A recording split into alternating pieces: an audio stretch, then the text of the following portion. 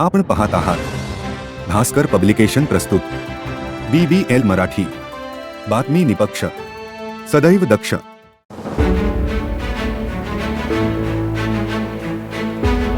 तर याआधी तुम्ही मुख्यमंत्री उपमुख्यमंत्री म्हणून प्रतिक्रिया दिलेल्या आहेत. आता डॉक्टर म्हणून पहिली प्रतिक्रिया काय असेल? असं मला अतिशय आनंद आहे की कोयासान विद्यापीठ जे जपानमधलं एक अतिशय महत्वाचं विद्यापीठ आहे. तसा या विद्यापीठाचा 1200 वर्षाचा इतिहास आहे, पण गेल्या 120 वर्ष हे आधुनिक पद्धतीनं त्या ठिकाणी शिक्षण देत आहे. या विद्यापीठाने आपल्या 120 वर्षाच्या इतिहासात पहिल्यांदाच डॉक्टर ऑफ फिलॉसॉफी ही उपाधी मला दिली आहे. आणि मी असं म्हणेन की ही जी उपाधी मला मिळाली ती केवळ आणि केवळ महाराष्ट्राच्या जनतेमुळे आणि ज्यांनी मला संधी दिली काम करण्याची ते सर्व, मग महाराष्ट्रातली जनता असेल, माझे नेते असतील किंवा माझे साथीदार असतील, या सगळ्यांमुळे हे कार्य मी करू शकलो. आणि विशेषतः जे त्यांनी मेन्शन केलं आहे की ही जी काही उपाधी दिली आहे, इन्फ्रास्ट्रक्चरच्या क्षेत्रात, जलसंधारणाच्या क्षेत्रात, सामाजिक समतेच्या क्षेत्रात आणि उद्योगाच्या क्षेत्रात जे कार्य केलं आहे त्या कार्याबद्दल त्यांनी ही उपाधी दिलेली आहे.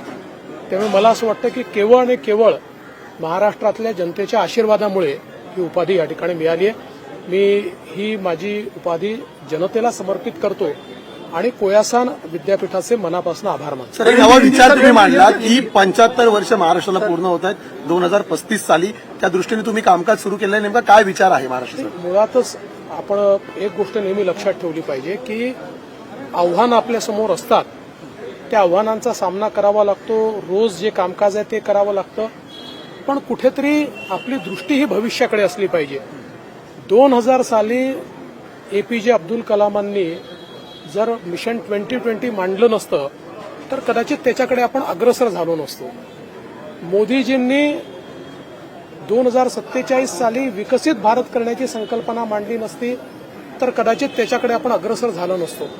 त्यामुळे 2035 साली महाराष्ट्र 75 वर्षाचा होणार आहे आणि त्या 75 वर्षाच्या महाराष्ट्राची काय संकल्पना असली पाहिजे याच्या संदर्भातला विचार, या संदर्भातला अभ्यास हा मी सध्या करतोय आणि निश्चितपणे लवकरच त्या संदर्भात मी आपल्या पुढे देखील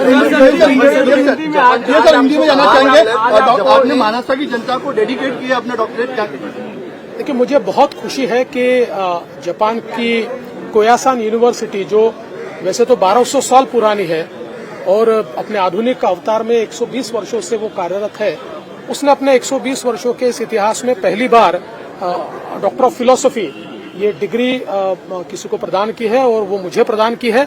इसलिए मैं उनका बहुत बहुत आभार व्यक्त करता हूं. विशेष रूप से इंफ्रास्ट्रक्चर, इंडस्ट्री, वाटर कंजर्वेशन और सोशल इक्विटी, इन क्षेत्रों में जो कार्य किया है उसके लिए उपाधि दी गई है. तो मैं ऐसा मानता हूं कि ये कार्य मैं इसलिए कर पाया कि महाराष्ट्र की जनता ने मुझे मौका दिया, मेरे नेताओं ने मुझे मौका दिया, मेरे साथियों ने मेरे साथ कार्य किया, इसलिए मैं ये सारा कार्य कर पाया. इसलिए इस उपाधि को मैं महाराष्ट्र की जनता को डेडिकेट करता हूं और मुझे बहुत खुशी है कि ये उपाधि मुझे प्राप्त हुई. देखिए, मैंने ये बात कही है कि हमको हमेशा दूर की सोचनी चाहिए.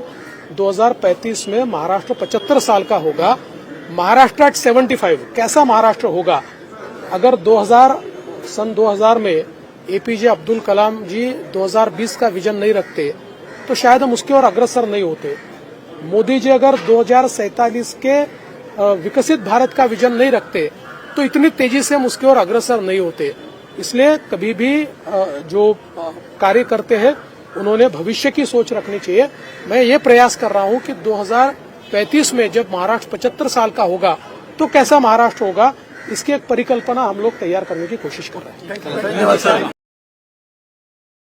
आपण पाहत आहात भास्कर पब्लिकेशन प्रस्तुत BBL मराठी, बातमी निपक्ष, सदैव दक्ष.